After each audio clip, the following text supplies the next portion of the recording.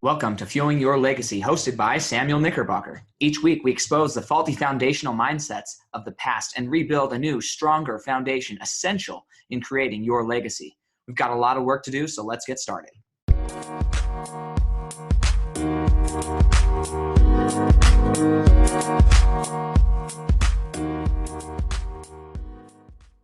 Super exciting guest today. Her name is Jen Deveraux. She has had some crazy experiences in her life and has overcome a lot. One of the things that I would say separates her is some of her experiences, but she's been through infertility, divorce, a potentially fatal car accident that ended up not being fatal, which is fantastic for all of us. But she is a survivor of all those things, and she inspires, motivates, and helps people get to where they're going by going through the experiences and actually experiencing those experiences that they have been blessed with, so they can actually grow and move forward. So welcome. Thank you for having me. I'm so excited to be here. If you can, just give us maybe 5 minute, maybe Okay. 3 to 5 minute introduction of who you are, brief stories, and then before we get too deep into things. Sounds great. Okay, so like you said, I'm Jen Deveraux.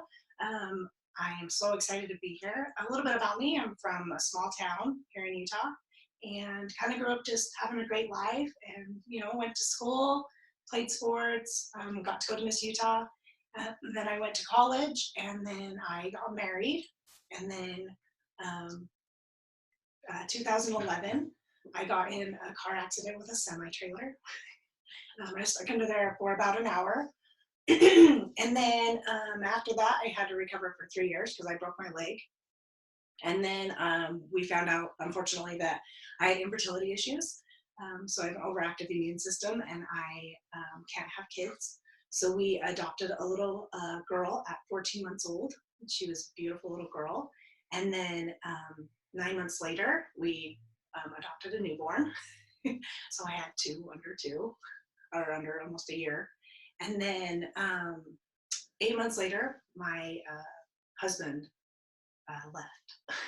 So I had a little 2-year-old and an 8-month-old that I took care of. And so then forward to 2018, I found the love of my life, and we got married, and we've just been happy, and it's been 8 months, and it's been great. So yeah. That is incredible. So get me a timeline. So you have Miss Utah. Miss Utah in 2000. In 2000. So that was right after. So that was shortly after high school. Yep, right after high school. And what was that competition like? What drove you to want to go into that kind of realm? Yeah, that realm, that space. It was really truly just something that I wanted to try. It wasn't anything, I was like, okay, I'm going to win Miss Utah. But it really helped me to have speaking engagements. It helped me kind of really know what my opinions. Like, someone would ask me a question of like, what do you think of this? And instead of just saying, oh, whatever you think, it was, I had an opinion. World peace, right? Right. Isn't that always the World answer? peace, yeah. It doesn't matter what the question is. No, it doesn't really. Well, and the funny thing is I actually on stage in front of like 2,000 people, they asked me a question and I didn't know the answer. And so in front of 2,000 people, I had to say, I actually don't know the answer. So. Well, that's good.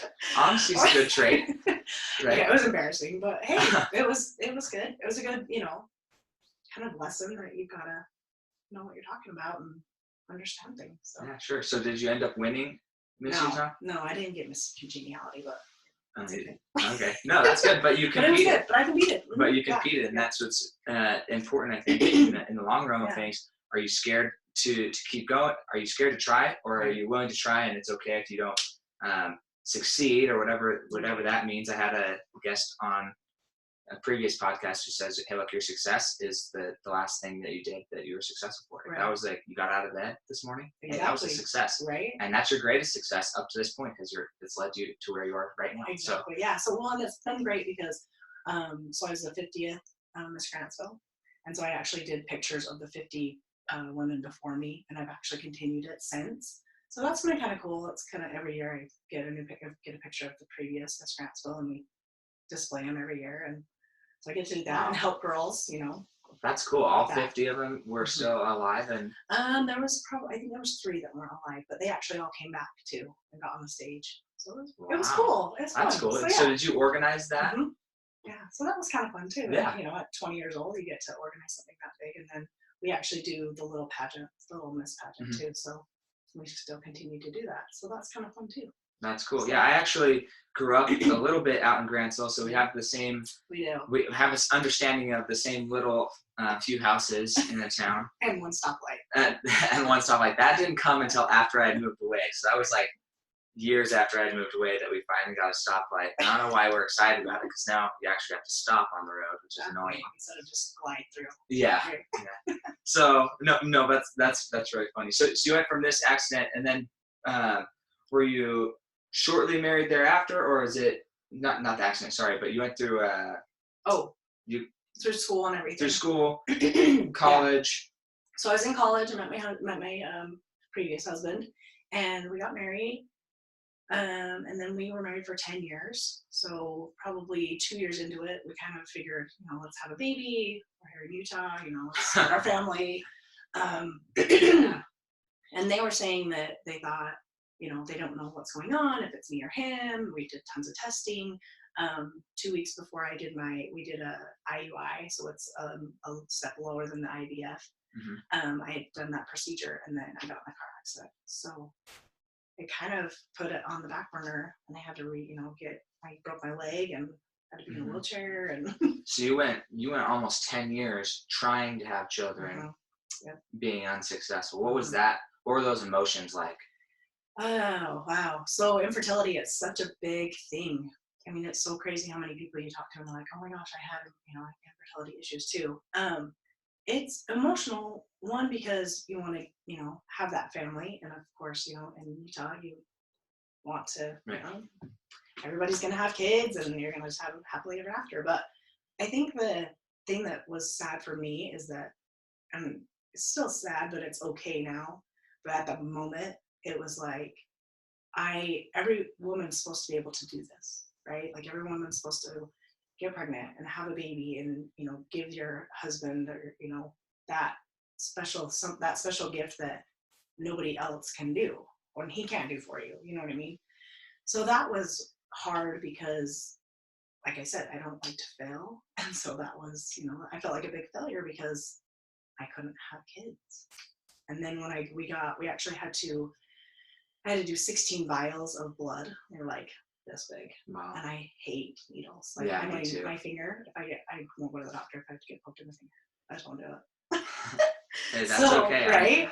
So I'm okay with that. I go and get these 16 vials done, and they have to ship them over to California overnight.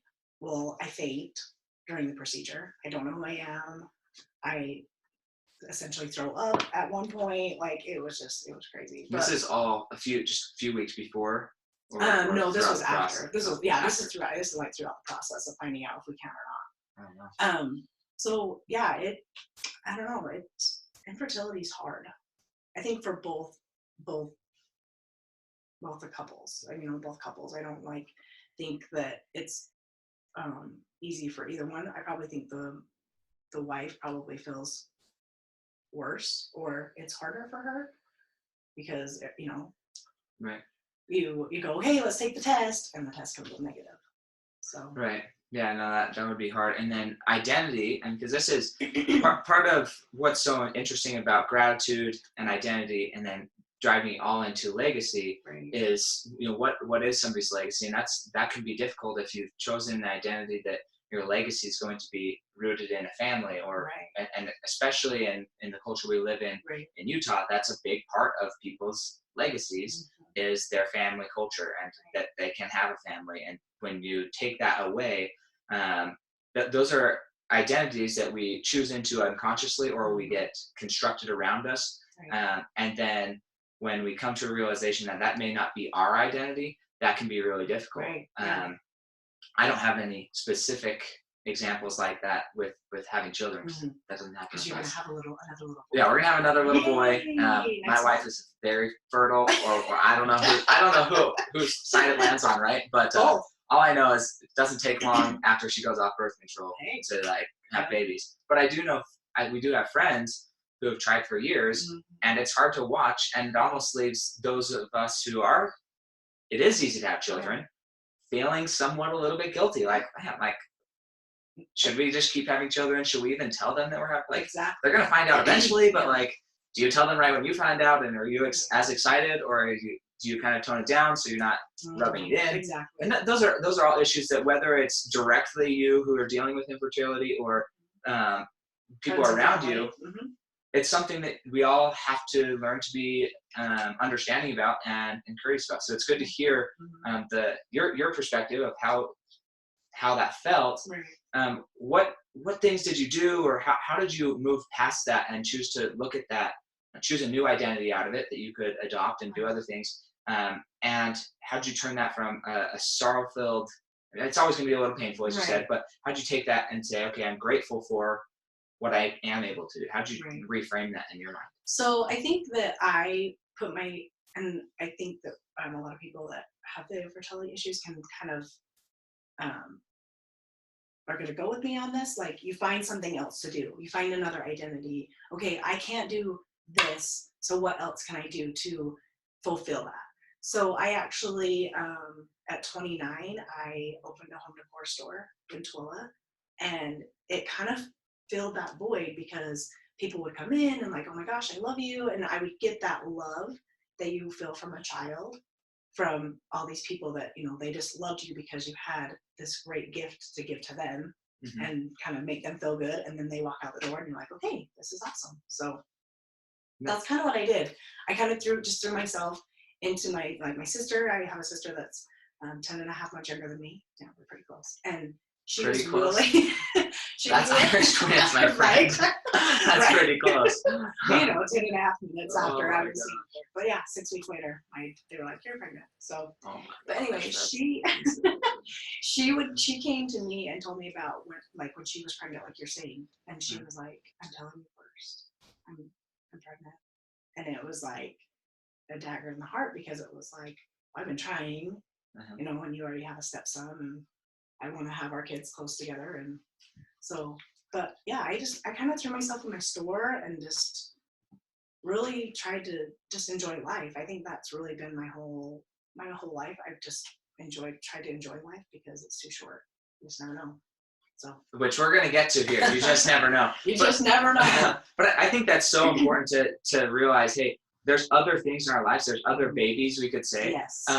And those things can create legacies. Those things can actually go forth, and the message and the purpose out of that can spread. Even if you did eventually need to close your store, which sounds like you did 9 years later, what that experience was for you, that helped you become who you are today, and giving you the experience to really step into maybe a greater light and impacting more people from your experiences. So if you're feeling that way about, I don't know, I can't have kids, so should I start a company? Should I be an entrepreneur? Especially in our culture here in Utah, it's pretty taught that women are supposed to stay home and be a stay-at-home mom. And I think what's most important is that you do you, and that you do what's right for you, and just don't let other people's identities that they want to give you, don't let them stick. I agree. I 100% agree. Yeah, you can't let what other people are doing, like we kind of talked earlier before we got on. You can't keep up the Joneses, or you can't. You do you. Don't do something, like you said, because somebody else is doing it, or you think that's what you're supposed to do. Just do you. So.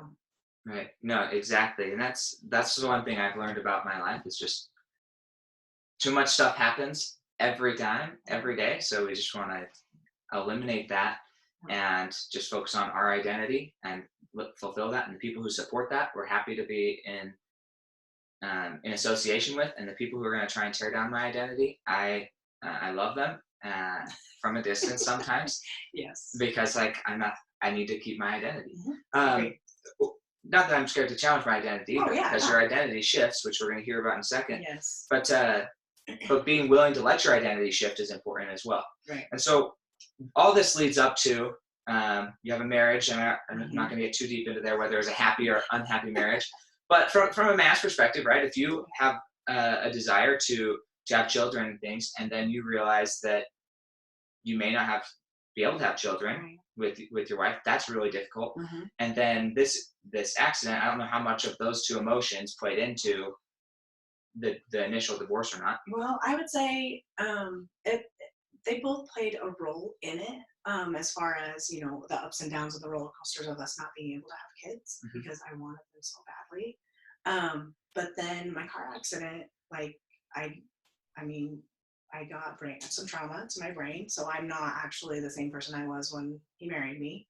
I was very go with the flow, you know, and make everybody else happy. And now I'm kind of like, well, I don't like that. You know what I mean? Or I'm not going to do that. Or no, that's not going to happen. So it did play a role. And, you know, I had to rehabilitate for 3 years. So I couldn't drive for about a year and a half. That's hard. You know, and we had booked a cruise right before I got my car accident, and I went, and it was you went on the cruise still? And it was not, I was in a wheelchair, and I couldn't put any weight on my foot. They'd just taken like all the stitches out. We were getting ready to go, like we'd gotten there that day, and then the next day we were going to go on the cruise. Well, we were eating, and so they went to push me in the wheelchair after we were eating down to get into the car, and we went down one sidewalk and over across the street and up to the other sidewalk. Well, when we got to the other sidewalk, there was a little lip, and it actually launched you out of the wheelchair. Yeah. And my little nephew on my lap, he got launched out. I got launched out. Wheelchair on my back. And I just laughed because it was just like, what do you do? You know what I mean? Like, you just kind of have to like, hey, can you get the wheelchair off me and help me up? Because I can't help myself up. But it was rough. It was hard. It was hard on my previous husband because he had to be my caregiver, and like, you know, and then it's like, okay, well, now we want to start trying to have babies again, you know, and back to the IUIs, and we did about 8 of them. So then we did all the, you know, all the shots and the testing, and they pretty much said, look, you have an overactive immune system. Like, it's great for you because you don't ever get sick hardly, and you heal really well. You know, like with my scars and everything, you know, it's great, but you kill your body kills everything. So you have a 10% chance of ever having any babies. Yeah, no, so that's anyway, crazy. So it's good, but I don't know. So then it was like, you know, the nail got put in the coffin at that time, you know, at that point for me having babies, and I just thought, okay, I'm okay with it. I'm really gonna be okay with it because there's always an option. Right. So then we went that route, and that we went through 2 failed adoptions with 2 girls. One, she actually we watched her literally deliver this baby, and then she kept her. And then the second one, she lost her. So that was hard. Yeah, that was really hard. You can't even feel bad at that point. Yeah, I'm just like, you feel worse for her. Right. And that was the thing for me too. It's like, I rather would never have to go through a miscarriage to be like, oh my gosh, I almost had it. Yeah. And then have it taken away. So I thought that, like you just said, like that for me was worse than not having any at all. Yeah. So then, and we ironically were at dinner with that birth mom when we got our picture of our little girl. Oh, nice. So yeah. So it's cool. It was really cool and ironic that she was with us at that moment. So, that's cool. So then we, so kind of into the adoption process. So we wanted to go that route. So I always, when I was younger, I'd always see little black girls, and I'm like, oh my gosh, they are so cute. They are the cutest things ever. And I'm like, I'm gonna have a little black girl. So 14 months old, this little girl, they sent a picture and said, this mom's going to come to Utah, and she wants to know, you know, she's wanting to adopt this little girl out, and she wants to know if you want to have her. So that's cool. It was cool. So then 48 hours later, we met him in a hotel, and she kind of just pushed her across the table and said, here you go, here's your baby. That's so crazy to me. Like, I just can't imagine the emotions. Like, I live a lot in my emotion and a lot in my mind, and so that interchange would be insane. Yeah, it literally was like, here you go, like a puppy. It almost like was like a little puppy pushed across the table. That's so crazy. So yeah, 14 months old, and then, you know, we talked to her birth mom, and we kind of held her, and she never really like reached back out to her birth mom. And she's 14 months old, right? So it's not like she's this little newborn that doesn't know who her mom is, right? But she never really reached back out to her, and then she went upstairs and got her stuff and came back down and hugged us, and then she disappeared. She was gone. That's crazy. Blessings, though. Right. Oh, Yeah. big blessings. But like, I go, hey, what do we need to get? And they're like, well, you need to get a car seat, and you need to get. You actually can't take the daughter anywhere. You need to have like clothes and like all the diapers. So we actually went to Target and 2 shopping carts later, and I swiped the card. Yeah. We had everything. Yeah. Well, because we had done a nursery for the first baby because we really thought it was going to happen, and then I sold everything because I was coming home to that. Dejected a little bit. Oh yeah. Rejection and hey, you can't take care of her. Let us do that for you. And that for me with both of my girls' birth moms, they did the best thing for my 2 little girls. They did the best thing for them because they couldn't take care of them at that moment. Not they couldn't take care of them now or when they're 18 and they want to meet them or whatever. But at that moment, they did the best thing they thought they could for them. Yeah. So, which I'm grateful for. Because it's giving you a family. It's giving you a family. Exactly. But I think that's important. What I'm hearing throughout this whole conversation is all of the things that gratitude is coming into play. Yeah. And I think it's so important when we're looking at situations, we have to always reframe it to a position of gratitude and love in every situation. Understanding of the other person's perspective and how does that create gratitude and love, and we can go forth and share that. So this is a little bit after all the adoption, but this car accident. You're just driving to work, or where were you headed? So driving to work. Yep, I was just driving to work. It was the Wednesday before Thanksgiving, and I actually was gonna buy my business partners out of my Home Décor store that day. Like it was gonna be a crazy day because I work for the newspaper. So it's our biggest day of the year, biggest week of the year. So I just was driving, and then all of a sudden, I looked up in the sky, and it was on movies when it kind of goes in and out. That's exactly what it felt like, and that's what because I had glasses on and they were gone. I didn't have those on anymore, so it was blurry, and I was trying to like focus and kind of figure out what was happening to me in that moment. So there was like a firefighter right here, kind of telling me, hey, you've been in a car accident, but we're gonna get you out. You just gotta stay calm. So at that point, I'm like, oh great, like who have I injured? Yeah. Who else is like, what's happened at this point? Because all I can see is the sky at this point.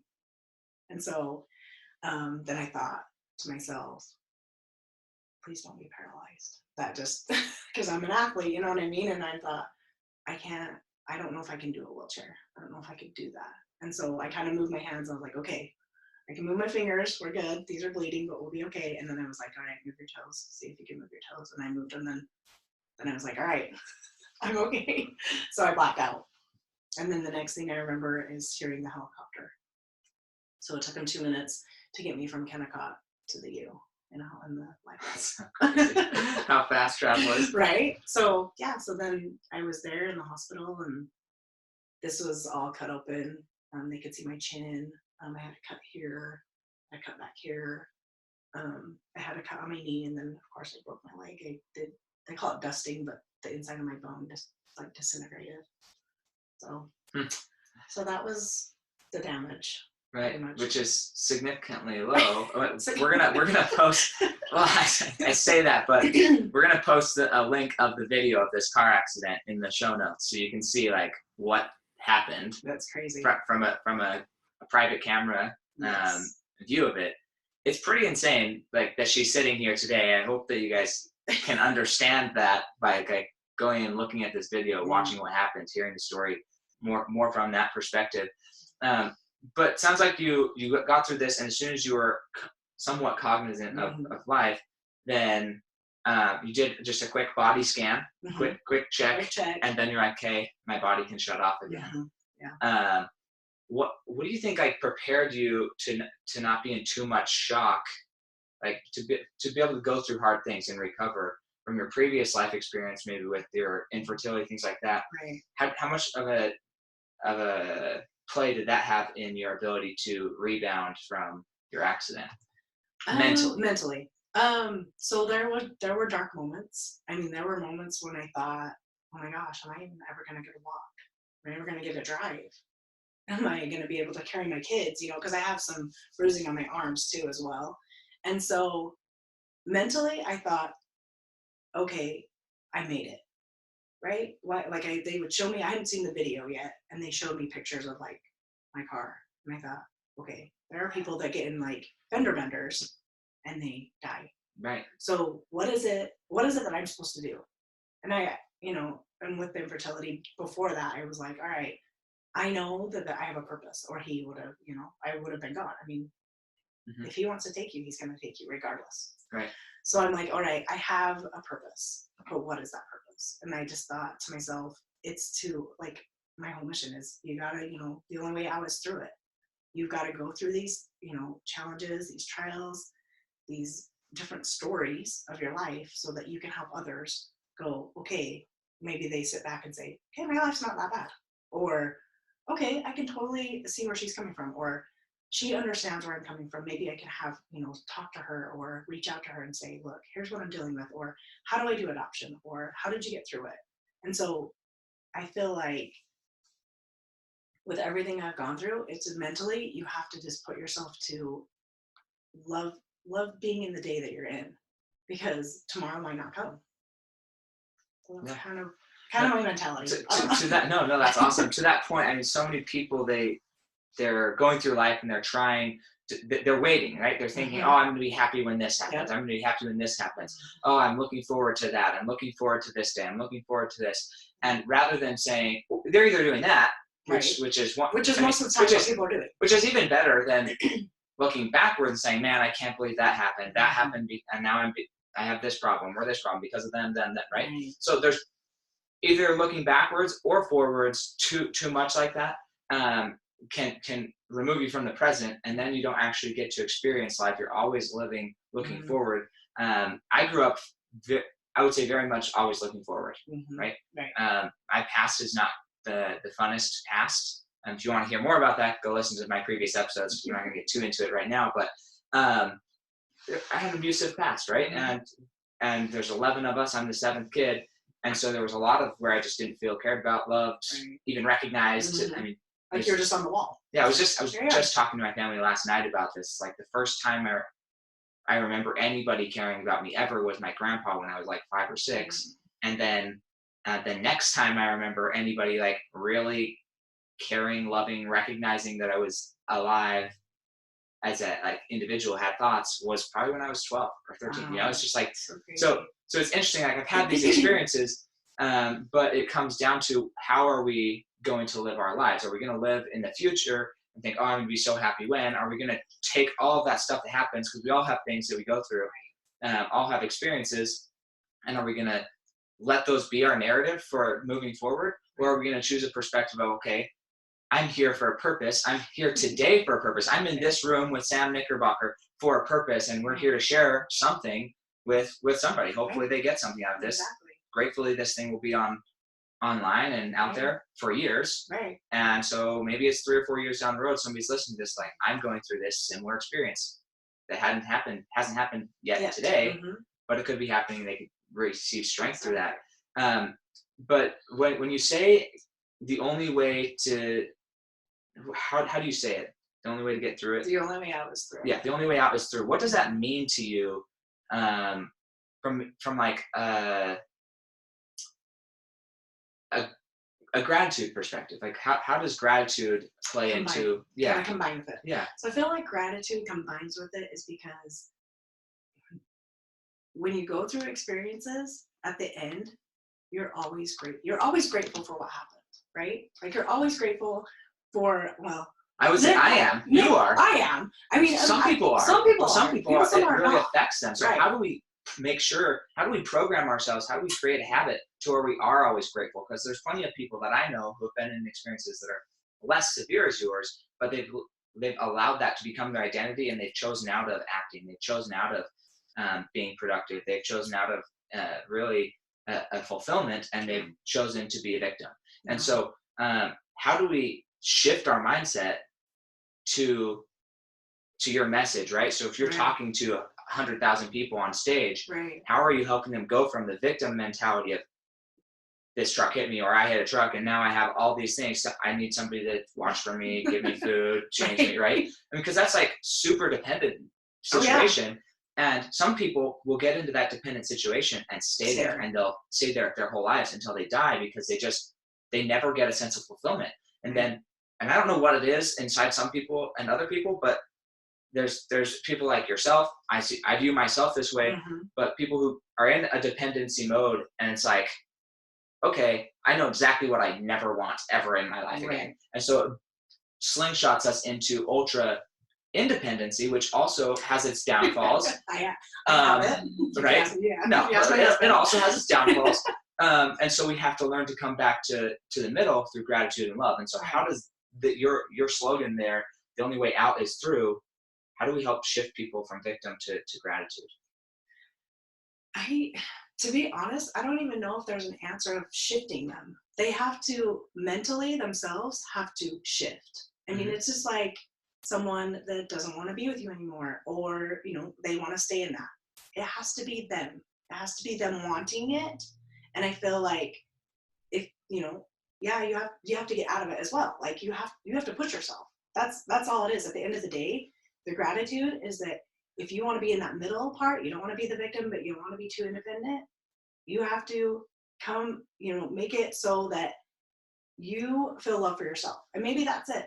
Maybe it's just that you love yourself, regardless of what you've gone through or what you haven't gone through, that you love yourself and you're grateful for yourself. Because I don't think people are grateful enough for themselves. They don't have the gratitude of, here I am.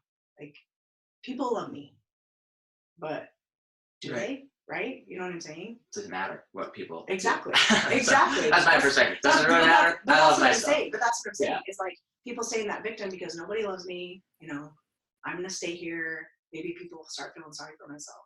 So as soon as I think my whole thing with, you know, the only way I was through is that I had to love myself, and I don't feel like enough people love themselves or think they're good enough. I think that's the coolest message. That's what this whole thing is for, is to love yourself, okay? It really is, right? So what practices, like, if we were to give our listeners like a little nugget or something that they could start doing to begin to love themselves? Because I'm with you there. Like I say, my message really is about legacy and helping people create legacy and the future, which we're going to get to one of our questions there about that. But it's, what are people going to be saying about you? Right? When you're dead and gone and like 3 generations down, what are your great grandchildren going to be saying about you? And how are you creating that today in your life? And I think that has to be from first identifying who you are and loving that identity. Right. Yeah. And so what are some things that either you've done or that you would suggest people do to start fostering that love for themselves? I would say, you know, it's hard because everyone has their own way of feeling love for other people and themselves. I think you have to look in the mirror and be okay. Like, you probably can't see it, they can't see it, but if you go on, you know, any of my social media, you'll be able to see all the scars. So I have a big, huge scar right here. I have this scar right here. Going to Miss Utah, you know what I mean? You're supposed to be this perfect pageant girl that walks the stage, and there's no imperfections. And I think that's probably another thing, is you have to love your imperfections. You have to love everything, the good, the bad, and the ugly. You have to love it. And if you don't, then you're going to stay the victim. So I feel like I have tried to look at the ugly and see the, you know, the bad things that I've gone through. I posted on Thanksgiving Day, actually, I put, you know, 7 years ago, I was laying in a hospital bed, not knowing what my future was going to bring. And then, you know, I get in this car accident, and then I go through infertility. And then I get to adopt these 2 beautiful little girls that, you know, are my whole world. And then I get divorced. And then I have to live the single life. And then, you know, with a child, right? With 2 children. With two children. under 2, you know, and, you know, they're Black. It's not like people can say, oh, your kids, you know, okay, go to, yeah. Where did you pick these up? Yeah, right. That's what they're saying. When they're like, Who'd you rob? Exactly. So, but, and then, you know, and then I found, you know, my husband, and we got married. So it's like, I actually got to sit back and say, hey, look at my car. Okay, so the car accident was something tragic, but look what it brought me. You know, divorce was tragic, but look what I got. So I think you have to be grateful for the bad things, because they do bring good things, even though at that moment you're essentially feeling like you're going through the crapper.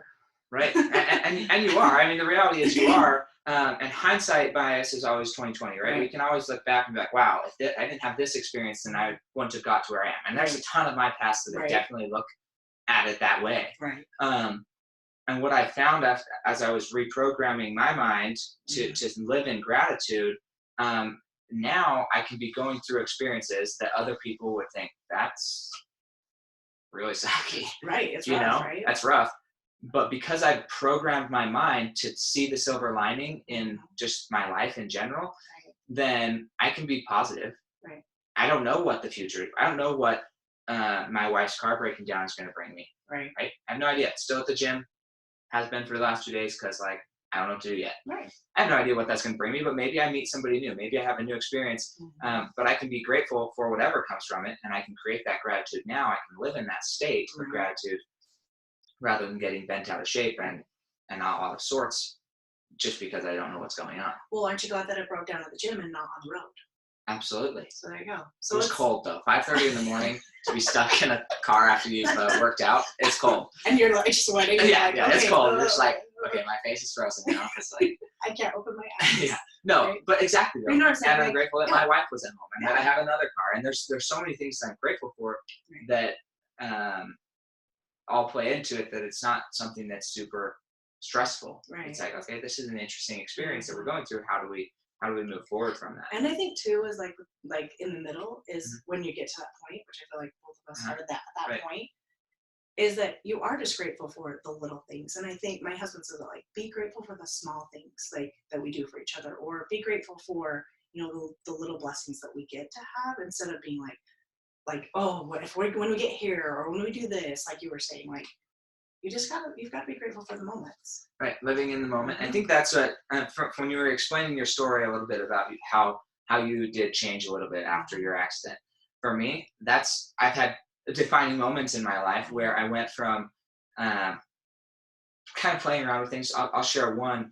I've been working in finance for a while and helping people with different areas, and I just put it off with a lot of my family because I've just started in the industry, thinking, you know what, my family sees me as their little brother or their older brother or their son, not really somebody who's financially literate and can really help families and knows what you're doing. And knows what I'm doing, which is fine. I totally get their perspective.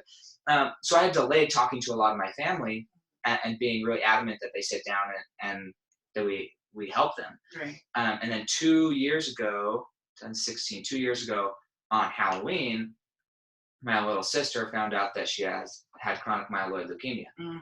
And with that, there's a lot of financial stress that comes from a family perspective, from her individual perspective. There's just a lot of stuff. And then when it came to like different types of insurances, life insurance, things like that could have helped in a situation, long-term care, there's a lot of things that could have helped in that situation that I have access to that I can offer some of my clients. But because I was not playing at my level and not really thinking that it was super important for them to get it because they're young, they're newlyweds or whatever, right? Because I wasn't committed really to what I was doing, then I had to go through the feeling of like, wow, I could have helped this be less painful for everybody had I opened my mouth sooner. Right. And I'm never going to let that happen. So now I tend to be a lot more outgoing and direct about my business, not because the business changed, it's because something inside of me changed. I recognized, wow, life is more fragile than I thought. I mean, I've had clients who I was going to help them do stuff, and then over the weekend they died, like for no reason. So crazy, right? And you're just like, oh man, like this is really urgent. This is pretty urgent. We have no idea who's going to die. Right. So we just have to assume that everybody's going to die. Exactly. And that we need to get affairs in order as soon as possible. I agree. 100%. And so adding that perspective in, I would say that's probably the greatest blessing that I can see is like knowing purpose, knowing identity and knowing purpose. Whatever it takes to get somebody to that point, I'm in support of. That may sound harsh, may sound cruel, but it's like when somebody identifies purpose and identifies their identity and knows who they are, that's when mountains can be moved. That's when greatness really shines through and you're actually able to make some moves. So to that end, I would say, what do you feel like your greatest success is? Oh, I knew you were going to ask this. I warned her. I did warn her. Oh, My greatest success, I'm going to say that my greatest success was that I'm here today, right here, sitting with you. Because I could be home, crying in my bed, sad because, I have a GIMP, or I couldn't, have kids, or, I got divorced, or whatever the case may be. I think that my, is just to be here today, just being in today is it. That's my greatness. That's awesome. That's awesome. And overcoming everything. Like, yeah, I'm not ashamed of it. I'm not, I've been in the sad parts of it. And some days it, strikes me, like I look at my little girls and be like, holy cow, look what, like my little girls always says, Mom, you went through your car wreck to get us home. And I'm like, you bet. Like, yeah, sure. And like, if you feel like I went through the car accident to have you, then yeah. Yeah, right. It's true. It's true. Right? You get to choose your reality. So yeah, you're right. Sure. So, no, that's cool. I think from a perspective of having lived in the past, having lived in the future, and still flip flopping, right? Mm-hmm. Nobody's perfect that I'm aware of. No, nobody is. But doing my best to stay present, that probably is your greatest success anybody can achieve, is if you're able to actually be present on a daily basis, be present with your relationship, be present with your marriage, your children, be present in your career, be present in your faith life, your family life, your fitness life, and just be present and not worry about, wow, I'm never going to lose weight, or I'm too thin and I'm never going to gain weight, or whatever. There's so many concerns out there. But if you're present and say, hey, look, I'm grateful for where I am today, and I'm here, and I'm going to fully experience all of the emotions and blessings that happen today, then that's really where success happens. So I think that's an awesome definition of what your greatest success is, the fact that you're here and that you're present today. Present today. Everything that's happened in the past, we have no idea what's going to happen in the future. Hopefully all good things. It's all good things. Right? In my mind, that's all I create. Everything's going to be great in the future. And if anything happens that doesn't align with that narrative, I force it to. So right? Exactly. It's going to align with that future. No, so that's really awesome. And then what would you say the hardest thing that you've ever accomplished has been up to this point? So I think that the hardest thing that I've accomplished is, I'm gonna put that, when my ex-husband left, raising my two little girls by myself for about 2.5 years. Like that, that was probably the biggest fear, is how am I gonna support them? How am I gonna do it all on my own? So I think that looking back now, I'm married now, but to see that I did it on my own was pretty amazing. It's pretty big accomplishment that I could take 2 under 2 and take care of them all by myself. Yeah, I think that should be the title of your next book, is 2 under 2. It just is a great title, and there's plenty of moms out there that are in maybe not the exact same situation, but the emotions and everything that's going to go through a single mother's mind. That's who mostly listen to my podcast. Right. Is single mothers, or at the very least stay-at-home moms. Mm-hmm. And I know from talking to my wife, I know what things go through their minds. Oh yeah. At least my wife's mind. I talk to a lot of other people, but there's a lot of wisdom that you gained, a lot of experience and perspective that you have from going through infertility, from going through your accident, gaining your purpose, and then being able to be tested and still live your purpose inside of 2 under 2, right? That would be a great book title. There we go. I think that would be great. Got it. Yeah. But I know people would appreciate it, and that's the biggest thing. So wrapping down here, but I would say, what are your two favorite books that have helped you accomplish and become who you are today? What would you say your 2 favorite books are? I would say that my 2 favorite books is going to be You're a Badass, because it kind of she just throws it out there. She's just very blunt, and it's not, you know what I mean? And she makes you feel like reality. She puts it into a perspective of that's reality. Yeah, that's my reality. And so I loved that book. And then my other one, and I forgot the title. I think it's called Wash Your Face. That's right, by Rachel Hollis. So I loved that one. It's kind of just, get up, do your thing, and go forward.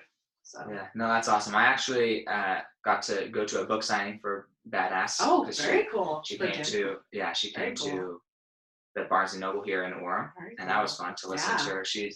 The way she speaks in the book is how she'll interact with you, so it's kind of interesting. And it's you really are just really put it out there, right? Yep. Yeah. There's no shame there, No. which is cool. Yeah. I really respect that. And then Rachel Hollis is awesome. Yes. I listened to her podcast, just was listening to her Rise Together podcast with her and her husband before you showed up. Yes, Dave. Oh, yeah. But those are awesome. And the messages that those share, I think that's interesting. What I love about, and what I feel like I've gained the most from Rachel Hollis's book and perspective is you have a unique message. And that's what like really lights your heart on fire. That's what calls out and speaks to people. Right. And so often we try and live in these other narratives that people have created for us. And then we get into depression, we get into anxiety, we don't feel fulfilled. Whether that's being a mom or not being a mom, whether that's being a career woman or not being a career woman, it shouldn't matter what those other identities are, but identify what you really feel and who you really feel you're talking to. And I have to go through that in my business, right? Because like the person I really feel like I connect most with is women between 35 and 45 years old, 30 to 45 years old, and generally single moms. And that's like not really the demographic most people are going for, but that's who my heart says, man, this is who needs what I have the most. This is who needs the confidence, who needs to understand love, needs to understand forgiveness, needs to have a clearer vision of themselves and to love themselves even more. Want to be built up, like to have someone say, look, life is going to give you kind of a bag of crap, but you can either look at it and be sad about it, or you can rise above it. Yeah, exactly. So, a good analogy that I like sometimes is if you have a bag of crap, right? Bag of manure, right? We all have it. Yep. You get to choose whether you're going to just play in it or whether you're going to use it as fertilizer to plant some flowers, to plant some greater things in your life. So that's awesome. What do you feel like is holding you back from really reaching your next level? At this point, when I launched my book, I felt like I started like a year ago in last July. And then I met my husband and I was like, oh, I've found the love of my life. We're good. Like now I have I'm complete. And then just, the last little bit, I was like, I need to do this. I kept meeting people. I kept, going down this path that I needed to do it and put it out there and help those, help inspire, motivate, and help others to know that they're not alone. Right. So I did it. I was like, I'm just going to do it. And my husband's like, you go for it. So. That's awesome. That's a good husband. But so where do we find your book? Like if they want to find your book, I want to be able to put a link in there. Okay, So it's going to be in the show notes, a link to your book, but where else could they find it? So they can go on Amazon and just look at Jen Deveraux, Thriving the Journey. The only way out is through. You can go on my Instagram, Jen Deveraux Author. You can go on Facebook, it's Jen Deveraux Author. It's kind of just, or even our website, it's Jen Deveraux. So pretty much anything that says Jen Deveraux, you can pretty much find it. Awesome. Sorry? And you're also a public speaker. Public speaking. Yeah. Have you done a lot of speaking up to this point? So I've done, it's been like off and on, because it was kind of more, with my car accident and then kind of getting rehabilitated to that. And then we got adopted and then I got divorced. So the last 7 years, there's been a lot that's been going on, but in it, just off and on, I've gone and done some public speaking and everything. So that's awesome. And then I have a song that I've had my friend write for me, so I can sing that at the end. And I'm excited to hear the song because I haven't heard it. So you're gonna play it for us today, right? No, that's okay. We'll put it up. It'll be up soon. So yes. Fair enough.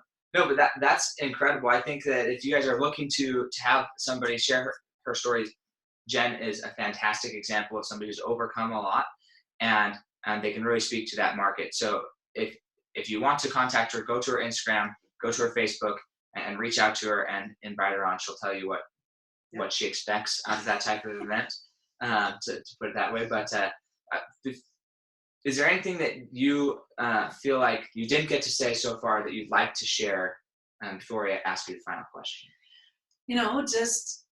Just love each other and love yourself, because at the end of the day, that's all that really matters. It doesn't matter what you have or what you don't have. It's who you love and who loves you, and love yourself. And you'll get through it. I promise. That's awesome. And it's coming from somebody who's been through it, and she's here to help you get through it. So the last question is, again, we kind of alluded to it earlier, but let's say your great-great-grandchildren are talking about you. Right. To their friends. What do you want your legacy to be? What do you want them to be saying about you as far as what you accomplished, who you were, and how you lived your life? I would want my great-great-grandchildren to say she loved life. She did everything to the fullest. She never quit. I feel like that's a big thing that I get up, I show up, that I did it because I wanted to make an impact on life and I wanted to help others. And I just wanted everyone to feel like they meant something. Like I get this a lot. They're like, I'll go into a client or I'll meet someone and by the end we're hugging and we're best friends. And so I want people, I'd want them to say, everyone just loved her. She was great to everybody. She spoke kind words and she just did the best she could.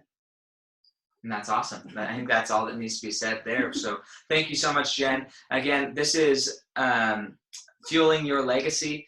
And please rank on whatever podcast app you're listening to, rank it and then leave a review. And then please reach out to her on Facebook and Instagram. Go and follow her pages. Get her book. I'm excited to read her book. I like Audible a lot. So if you ever get the opportunity, record it. I'm gonna do that for you. Okay, I'll do that for you. Okay, because that's something that helps me a lot to get through books faster. But incredible story, and I know that it's possible, just as she said, to get past anything if you have the proper self-image and you're loving yourself. So please like, rank, and review. And then if you want to have a discussion on the bottom, that'd be awesome as well on Facebook or Instagram about how you guys have been through different issues in your life and how you've chosen to overcome those. So have a great day, and we'll catch you next time on Fueling Your Legacy. Perfect. Wow. That was awesome.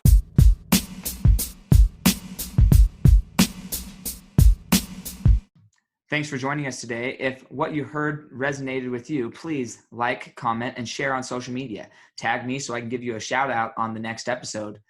And thanks to all those who have left a review. It helps spread the message of what it really takes to build a legacy that lasts. Catch you next time on Fueling Your Legacy.